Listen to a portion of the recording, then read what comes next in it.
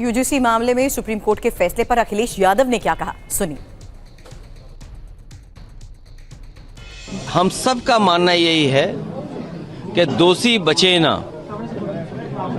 दोषी बचे ना और निर्दोष के साथ अन्याय होना।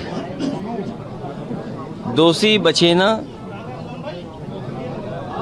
दोषी जो हो वो बचे नहीं और निर्दोष के साथ अन्याय ना हो, ये हम सबका यही मानना है।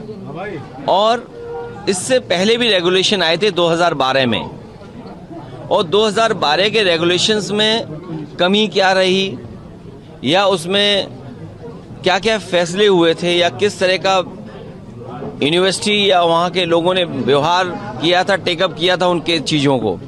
फिर आज 26 में आ गए नए रेगुलेशन, तो हमने 2012 के रेगुलेशन से क्या सीखा। और जब हमारा संविधान कहता है कि हम कहीं भेदभाव नहीं कर सकते हैं, तो संविधान और जो हमारे तमाम कानून हैं उसके बाद भी भेदभाव होता, अन्याय होता है समय समय पर।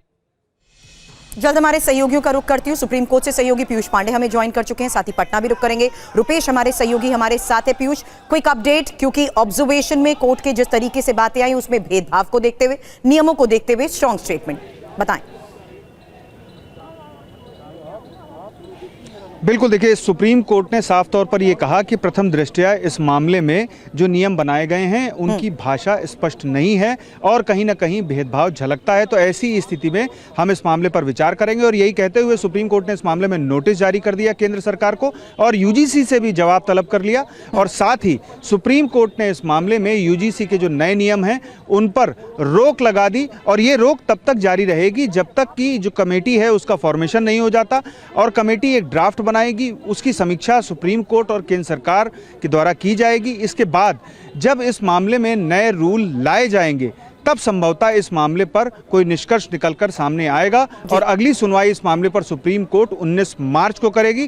तब तक केंद्र सरकार और यूजीसी को अपना जवाब सुप्रीम कोर्ट के समक्ष दाखिल करना है, साथ ही ये बताना है, जवाब देना होगा। एक और रिस्पॉन्स के लिए सीधा पीयूष, अब मैं पटना रुक करना चाहूंगी। रुपेश हमारे साथ है। रुपेश, देश भर में हुए प्रदर्शन की जिस तरीके से हमने तस्वीरें देखी, ये मैं उस स्टेटमेंट के लिहाज से कह रही हूं जहां आज इस ऑब्जर्वेशन में और फैसले के दौरान कोर्ट ने यह भी कह दिया कि ये सही फैसले का समय है, परिणाम इसके खतरनाक तक हो सकते हैं।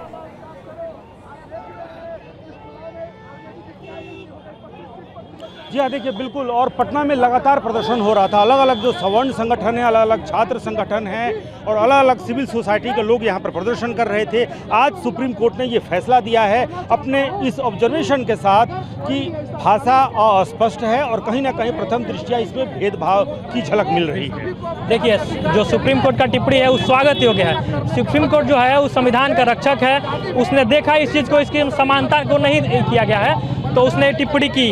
हम लोग को उसका स्वागत करते हैं, लेकिन ये अभी ट्रायल में है, उस पर जजमेंट आना बाकी है। देखिए, हम लोग का जो मेन उद्देश्य है वो ये नहीं है कि आप इसको ख़त्म कर दीजिए। विश्वविद्यालय में समानता जरूरी है, लेकिन किसी एक वर्ग को आप अपराधी घोषित कर दीजिए और दूसरे को आप समझिए कि वो शोषित है, ये गलत है। यहाँ पे जो कानून में किया गया प्रावधान, फिलहाल तो राहत मिली है ना। बिहार तो आंदोलन आप लोग लगातार कर रहे थे, फिलहाल तो राहत मिली है। राहत इसे नहीं कहते हैं। इस तरह का काला कानून को पूर्णतः वापस ले लिया जाए और इन्हें यदि कानून लाना है यूजीसी की तरह तो सर्व समाज के लिए लाएं, समानता का अधिकार दें, सभी समाज को राइट दें। ये किसी जाति विशेष के लिए इस तरह का कानून कहीं से शोभनीय नहीं है। लगातार काले कपड़े पहन करके और काला झंडा लेकर के आंदोलन कर रहे थे। सुप्रीम कोर्ट का फैसला देखा है ना, क्या फैसला दिया है, रोक स्टे लगा है। तो हम चाहते हैं कि लोकसभा द्वारा इसको पास करके एक कानून बनाया जाए। जब जेएनयू के दीवारों पे लिखा जाता है कि ब्राह्मण बनिया भारत छोड़ो, तो वो स्वर्ण समाज किसके पास जाएगा कि ब्राह्मण बनिया क्या भारत के हिस्सा नहीं थे? जब लड़ाई करने की बात हो, जब युद्ध करने की बात हो तो ब्राह्मण बनिया और ठाकुर आगे आएगा। तो हम इस यूजीसी बिल का पूरे तरीके से विरोध करते हैं। किस क्लास में पढ़ते हैं? क्या रुपेश, मैं आपके पास जल्द आती हूँ क्योंकि कोर्ट ने यह भी कह दिया कि भारत में शिक्षण संस्थानों में हमेशा एकता दिखनी चाहिए।